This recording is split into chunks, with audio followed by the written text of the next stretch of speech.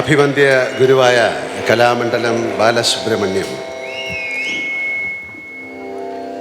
അദ്ദേഹം ആശാൻ തിരനോട്ടമാടുന്ന കണ്ടപ്പോൾ മനുഷ്യജീവിതത്തിൻ്റെ അത്ഭുതകരമായ യാദൃച്ഛികതകളെക്കുറിച്ച് ഓർക്കുകയായിരുന്നു ഞാൻ. കഥകളിയിൽ രാവണൻ, കീചകൻ, ദുര്യോധനൻ തുടങ്ങിയ പ്രൗഢിയേറിയ പ്രതിനായക വേഷങ്ങളുടെ അരങ്ങിലേക്കുള്ള പ്രവേശത്തിൻ്റെ പ്രാരംഭ ചടങ്ങാണ് തിരനോട്ടം.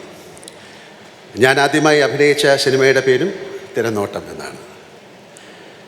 തിരനോട്ടത്തിന് ശേഷം അഭിനയിച്ച ആദ്യകാല സിനിമകളിൽ പലതിലും ഞാൻ പ്രതിനായകനായിരുന്നു.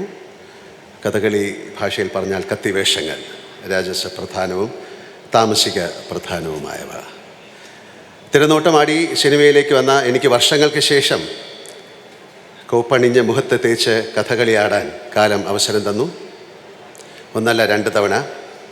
ആ 2 തവണയും എൻ്റെ ഗുരുവായിരുന്നത് ബാലസുബ്രഹ്മണ്യ ആശാനാണ്. അതും എൻ്റെ ഒരു വലിയ ഗുരുത്വമായിട്ട് ഞാൻ കണക്കാക്കുന്നു. ഇന്ന് ഈ ചടങ്ങിലേക്ക് അദ്ദേഹത്തിനെ ക്ഷണിച്ച രാജീവിനും സർക്കാരിനോടും അതിന് സമ്മതം മൂളി അങ്ങയോടുമുള്ള എൻ്റെ നിശ്ചയമായ നന്ദി ഞാൻ ഈ അവസരത്തിൽ പറയുകയാണ്. അന്ന് എനിക്ക് അനുഗ്രഹമായ ഗുരുഭൂതന്മാരുടെ ഓർമ്മകൾ ഇപ്പോൾ എന്നിൽ നിറയുന്നു. ഇപ്പോൾ എൻ്റെ നാടും സർക്കാരും തരുന്ന ഈ സ്വീകരണത്തിൽ നന്ദിയായി തിരനോട്ടം അവതരിപ്പിച്ചതിൻ്റെ ഔചിത്യത്തെ ഞാൻ വണങ്ങുന്നു.